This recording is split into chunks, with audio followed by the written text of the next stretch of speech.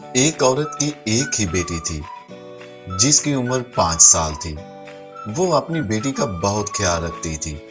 वो हमेशा उसे साफ सुथरा रखती, बाल संवारती, खुशबू लगाती, पोनियां बनाती ताकि उसकी बेटी सबसे खूबसूरत लगे।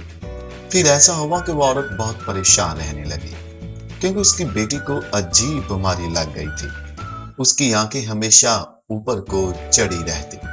उसने बहुत डॉक्टर्स को और हकीमों को दिखाया, लेकिन फिर भी मसला हल ना हो सका।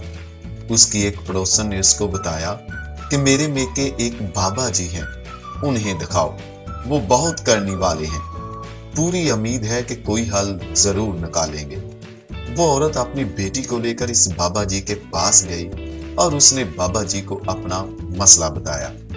बाबा जी ने 1 मिनट में ही उसका इलाज कर दिया और उसकी बेटी बिल्कुल ठीक हो गई।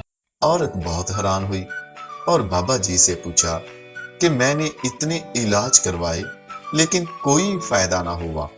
आखिर आपने इतनी जल्दी इसका इलाज कैसे किया?